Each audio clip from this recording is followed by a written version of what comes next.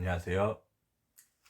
이번 영상은 공인중개사 37회 준비하시는 수험생 여러분들께 36회 동차 합격한 제가 민법을 공부했던 방법에 대해서 말씀드리고자 이 영상을 찍고 있습니다. 이 영상을 보시는 분들 정말 부탁드리면 좋아요, 구독 한 번씩만 부탁드리겠습니다.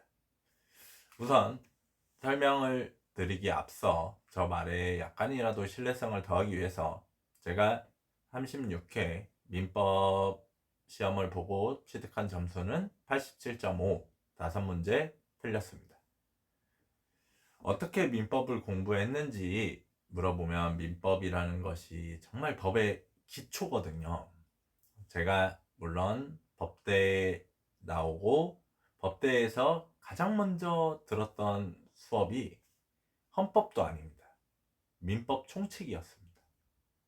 그때 곽윤직 교수님 책이었던 것 같은데, 아무튼 법대에서도 가장 중요한 거는 민법이었고, 민법이 기초가 되지 않는 이상 어떠한 법도 섭렵할 수 없었다라는 사실을 알 수 있습니다. 단 민법이 또 가장 양이 방대하고 가장 어렵습니다. 정말 법을 처음으로 만약에 공부하시는 수험생분들이 계신다면 민법이라는 법률 용어 자체가 전부 다 생소하실 겁니다.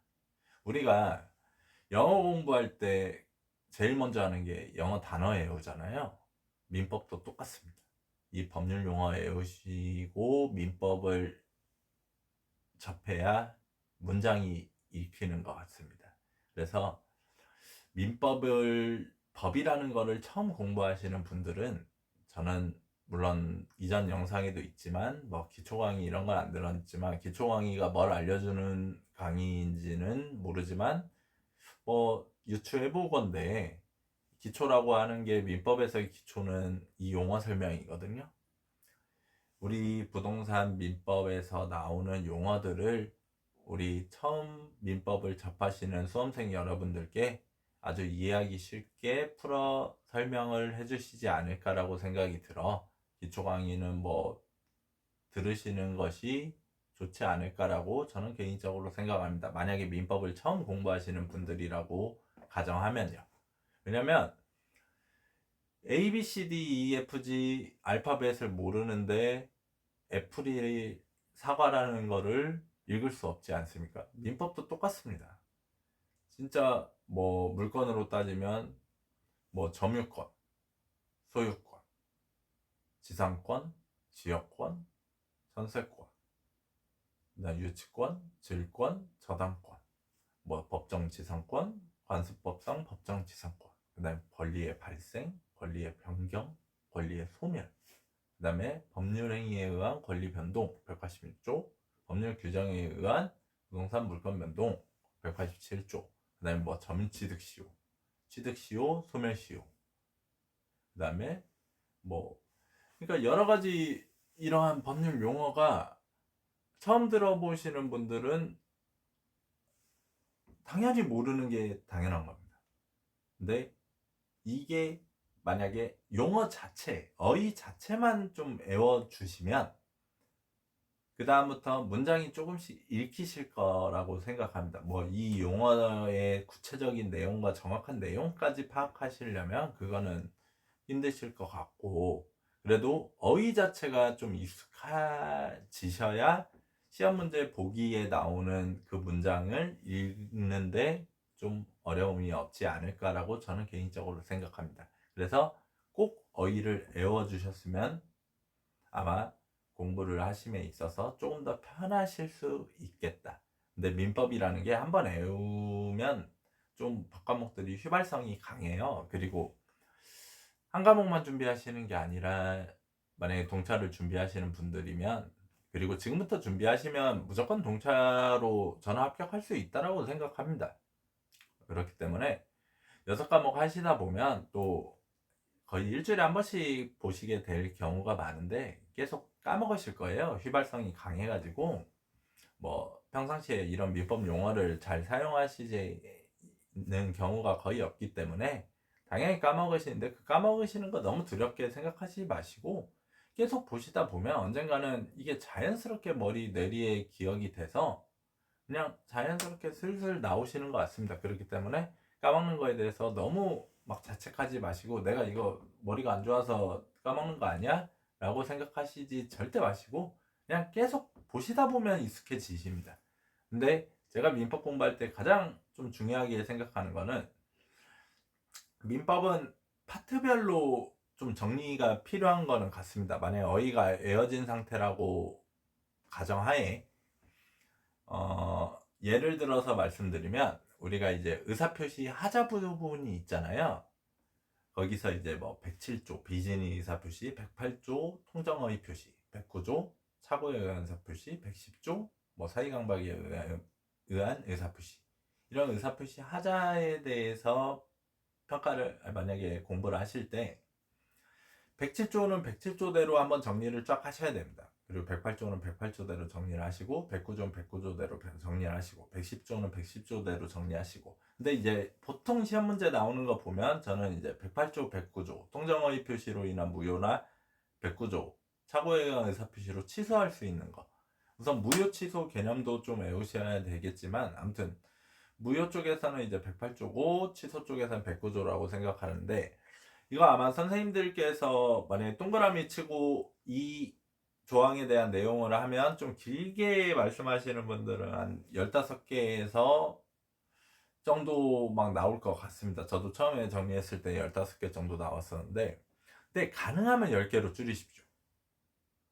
그러니까 줄이는 거를 어떻게 줄이냐고 물어보시는데, 선생님들께서 별을 좀 치시는 부분이 있는데, 그 치시는 부분만 전 정리했으면 좋겠습니다. 막 요약 노트나 뭐, 뭐 책에 나와 있는 거 막 너무 양을 늘리지 마시고, 왜냐면 민법은 뒤에도 외울 게 진짜 많거든요. 그러니까 뭐 109조 같은 경우는 이제 착오의 요건이 있잖아요. 그래서 그 요건만 좀 외우시고, 그 다음에 이게 착오의 의사표시에 해당이 되는 사안인지 안 되는 사안인지, 그리고 중과실이 어떤 게 있는지, 그거에 대해서만 한 두세 개 정도, 각 파트별로 중대한 과실에 해당하는 거 한 두 개, 중대한 과실에 해당하지 않는 거 두 개, 이 정도 외우시고, 그 다음에 착오의 의사표시를 할 수 있는 거 두 개, 그 다음에 의사표시 할 수 없는 거 두 개, 그 다음에 착오의 의사표시랑은 웬만하면 다 중첩 경합을 시키거든요. 근데 경합이 안 되는 게 딱 하나 있어요. 제가 외운 것 중에 뭐 더 있을 수 있지만 107조 비진의 의사표시랑 착오의 의사표시는 경합이 안 된다. 왜냐? 착오의 의사표시는 내가 이게 나의 의사인지 착오를 했는지 모르는 거거든요. 모르는 상태로 한 거. 비진의 의사표시는 내가 알고 한 거니까. 당연히 모르고 한 거랑 알고 한 거랑은 중첩 적용이 안 되죠. 경합을 시킬 수 없죠. 그러니까 그 정도만 외워두시고 지나가시는 게 나을고, 그 다음에 민총이 가장 중요하긴 해요. 그래서 민총 공부하실 때, 왜냐면 민법 총칙이라는 게 이제 뒤에 나오는 물건이나 채권이나 그 다음에 부동산 특별법 있잖아요. 우리 시험 범위는 그 딱 4개인데 법으로 따지면, 근데 페이지 수는 아마 공법 이상일 수도 저는 있다라고 개인적으로 생각을 해서, 민법이라는 게 워낙 방대하기 때문에 판사들도 원래 민사재판부 들어가면 진짜 힘들다라고 하거든요. 형사재판부보다. 그래서 민법 같은 경우는 웬만하면 양을 늘리시는 쪽으로 가시면 정말 한도 끝도 없이 늘려놔서 선생님이 중요하다라고 하는 것만 아마 요약을 하시고 단권화를 시키셔도 아마 양이 정말 많으실 겁니다. 왜냐면 이게 제 민법의 요약 노트인데, 제가 이전 영상 합계로는 10쪽 5장이었잖아요. 민법은 1장, 2장, 3장, 4장, 5장, 6장. 딱 6장이거든요. 뒤에 마지막 명의신탁까지.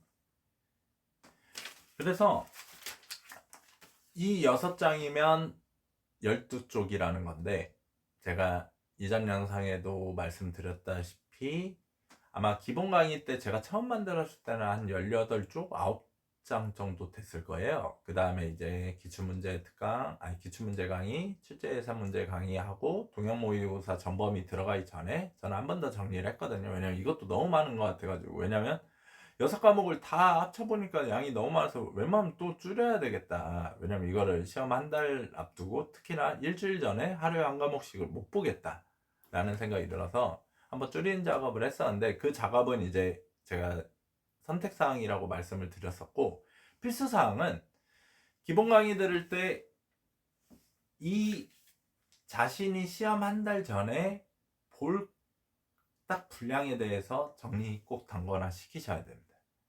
왜냐면 민법 봤지만 민법 책 끝까지 보면 몇 페이지야? 여기 보시면 584페이지입니다. 584페이지. 저는 항상 말씀드리지만 기본 강의 이후로는 이 책을 펴본 적이 없습니다. 한 번도. 이거 보면 그냥 답답해서 이거 어떻게 공부합니까? 이거 한 과목만 공부하는 것도 아니고. 그렇기 때문에 기본 강의 들으실 때 꼭 단권화 작업을 할 수 있게끔 작업을 해 놓으십시오.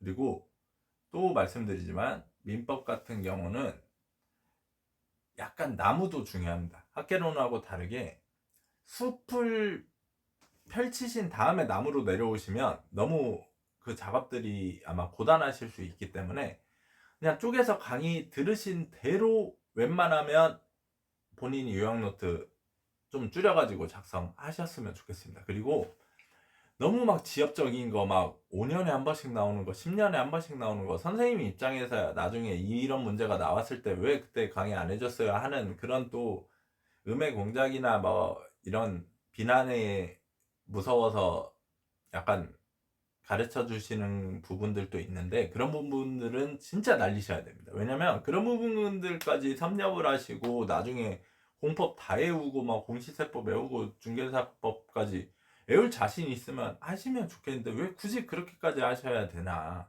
이거 뭐 수석한다라고 해서 뭐 상금 주는 것도 아닌데.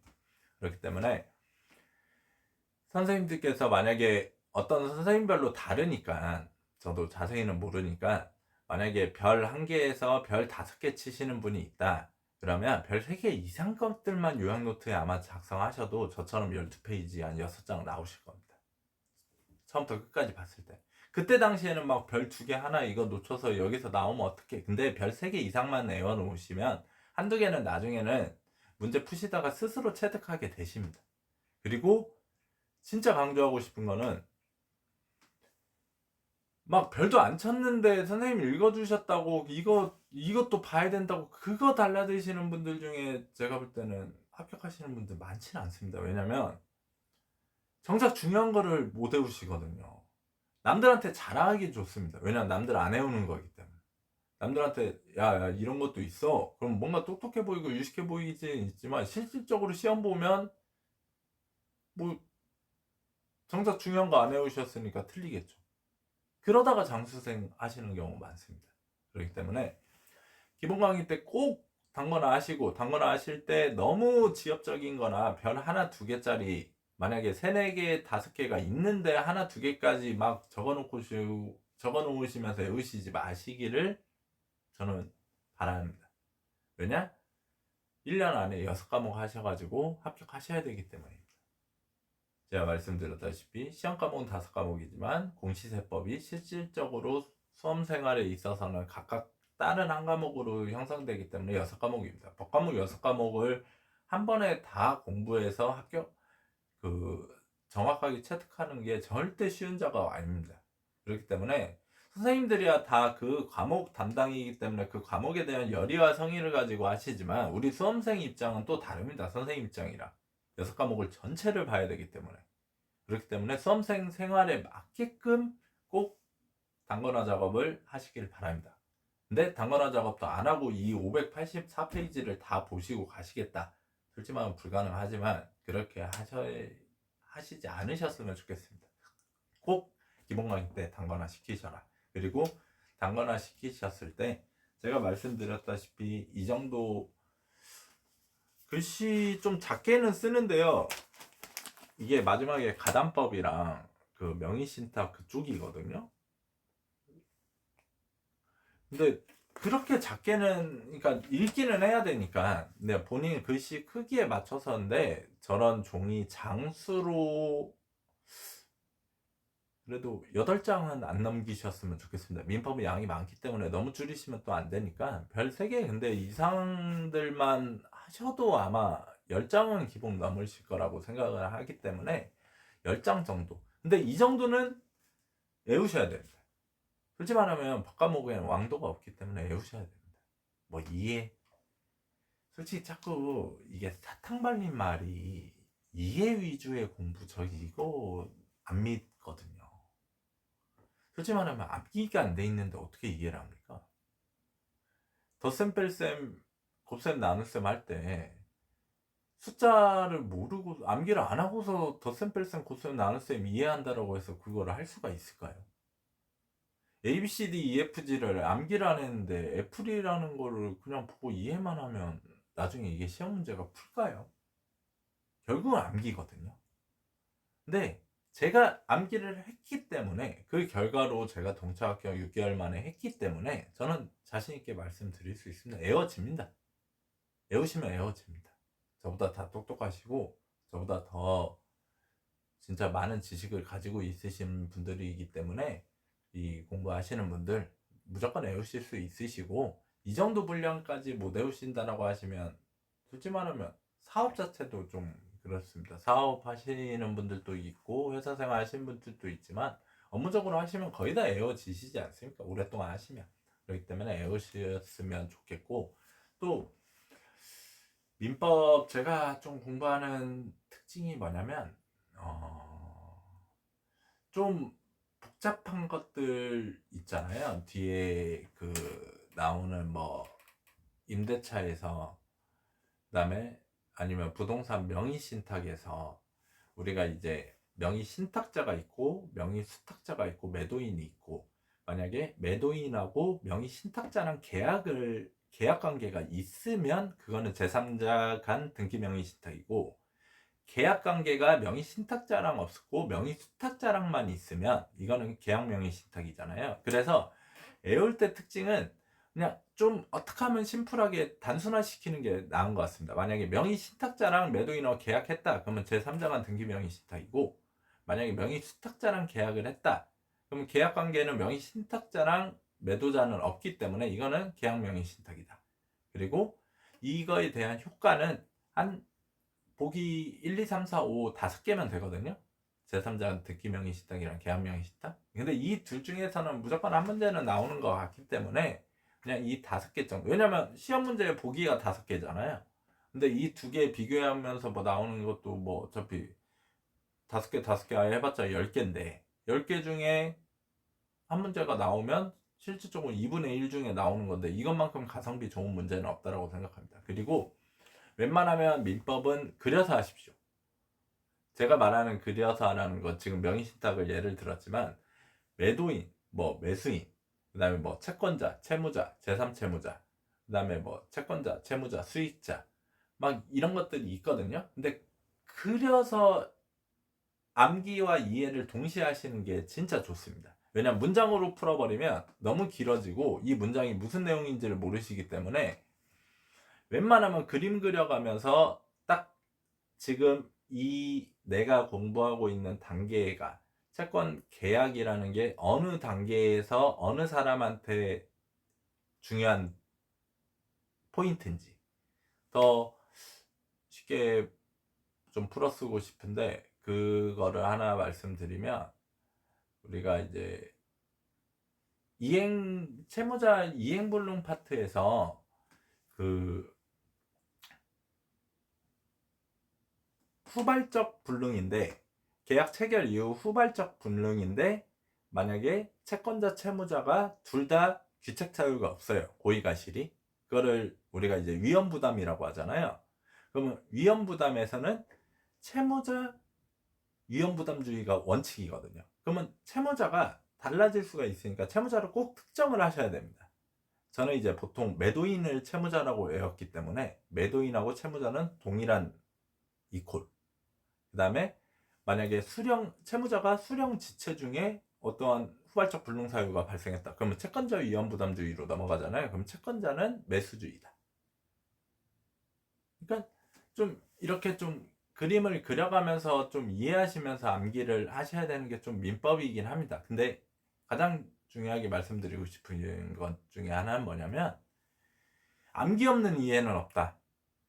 그리고 자꾸 이해하라고 선생님들께서 말하는 거는 수험생들이 안타까워할 수도 있지만 사탕발림이니까 꼭 암기하셔라. 암기하시다 보면 이해가 되실 거다. 근데 암기 방법에서는 가능하면 좀 입체적으로 보일 수 있게 그림을 그려가면서 딱딱딱, 특히나 뭐 채권자, 채무자, 매도인, 매수인, 뭐 물권적 청구권 같은 경우는 뭐 물권적 청구권자, 막 이렇게 막 그림을 그려가면서 웬만하면 거기에 살을 좀 덧붙이는 식으로, 살을 너무 덧붙이지 마세요. 문장 전체를 막 하시려고 하시면 나중에는 좀 감당이 안 되는 경우가 있어서 문장 전체를 외우시는 부분은 이제 민총 쪽에서 많이 그렇게 하셔야 됩니다. 민총은 좀 문장 전체 외우셔야 됩니다. 그렇기 때문에 좀 어렵긴 합니다. 근데 민총을 딱 잡아 놓으시면 나중에 물권 채권은 아마 조금 더 공부하시기 수월하시지 않을까라고 생각을 합니다. 대신 민총은 좀 문장으로 103조 법 반사회적 법률행위, 104조 불공정한 법률행위, 그 다음에 처음에 이제 권리의 발생, 변경, 취득, 그 다음에 뭐 채권행위 있고 물권행위 있고 준물권행위가 뭐가 있고 막 이런 것들 그냥 좀 외우셔야 됩니다. 그리고 일반적인 법률행위에서 일반 성립요건, 일반 효력 발생 요건, 특별 성립 요건, 특별 효력 발생 요건 딱딱딱 나눠져 있잖아요. 뭐 일반 성립 요건은 당사자 목적 의사 표시가 있고, 일반 뭐 효력 발생 요건은 뭐 당사자에서는 뭐 이 사람이 뭐 권리 능력, 의사 능력, 행위 능력 막 이런 것들 나오고, 그다음에 뭐 목적 같은 경우는 우리가 이제 목적을 뭐 효력 발생 요건으로 목적을 확정할 수 있냐, 뭐 이행 뭐 가능하냐, 그 다음에 적법하냐, 그 다음에 사회적으로 타당하냐, 그 다음에 적법성이 있냐, 막 이런 것도 나오고, 의사표시에서는 아까 말씀드렸듯이 107조 비진인 의사표시, 의사표시 하자가 있는지 없는지가 이제 효력 발생 요건이잖아요. 그래서 107조, 108조, 109조, 110조 이쪽은 좀 문장으로 조금 고생하시더라도 외우시는 거를 저는 강력하게 추천해 드립니다. 왜냐면 이게 진짜 기본 되거든요. 이때 좀 고생하셔서 외워 놓으시면 뒤에 물권법, 채권법 공부하실 때 조금 더 수월하실 겁니다. 물론 어렵긴 하시겠지만.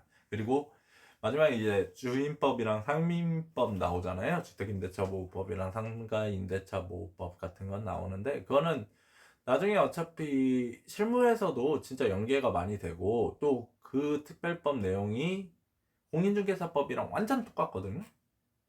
그래서 만약에 민법 때 그거를 외워두시면 주의법, 상위법을, 그러면 중개사법 때 주의법, 상위법 외울 그 수고를 좀 덜 하시지 않을까. 그리고 또 반갑기도 하고요. 공부량이 좀 준다라는 또 수험생의 약간 기분 좋은 생각도 들 수 있고, 그렇기 때문에 민법에서 정리해서 말씀드리면, 첫째, 민법은 영어 과목과 똑같이 영어 단어 외우셔야 된다. 즉 법률 용어 무조건 외우셔야 된다. 두 번째, 가장 중요한 기본 강의 때 단거나, 왜냐면 나중에 기본 강의 때 안 하면 나중에 시험일로부터 다 기간이 짧아지면 짧아질수록 이런 단거나 시킬 여유가 없으십니다. 시간은 있을 수 있지만 본인 심적으로 너무 부담돼서 못 만드시니까 차라리 기본 강의 들으실 때 꼭 만드시길. 그리고 중요한 것만 꼭 여기에 적으시길. 버리는 용기도 진짜 용기입니다. 다 가져가서 합격하실 수 없습니다. 그래서 꼭 많이 버리셔도 어차피 많으니까 많이 버리시고 중요한 것들만 적어 놓으시길 간곡하게 부탁드리고, 세 번째, 민법은 웬만하면 입체적으로 바라보셔라. 그러니까 일반적인 것들은 문장을 이렇게 하면서 문장 통째로 외우지만, 민법은 그림을 그려가면서 이 사람과 이 사람은 채권 계약이고, 이 사람과 이 사람은 뭐 물권 계약이고, 뭐 이 사람과 이 사람은 뭐 뭐 수익자 관계고 이 사람과 이 사람 관계는 뭐 기본 관계, 대가 관계, 뭐 수익 관계, 제3자를 위한 계약에서 막 이렇게 좀 입체적으로 나중에 물건 채권 쪽은 외우시는 게 좋다. 민총은 문장 통째로 좀 고생하시더라도 외우셔라. 그리고 마지막은 법은 이해가 아닙니다. 암기입니다. 암기 없는 이해는 진짜 이해가 아니니 꼭 암기를 기반으로 해서 이해하시기를 부탁드립니다. 그래서 올해 37회 공인중개사 시험 10월 마지막 주 토요일 시험 보시고 웃으시면서 2027년에는 공인중개사로서 저랑 같이 언젠가 만나서 인사하는 날이 있으셨으면 좋겠습니다. 이 영상 시청해주신 분들 너무 감사드리고 꼭 좋아요, 구독 한 번씩만 정말 부탁드리겠습니다. 감사합니다.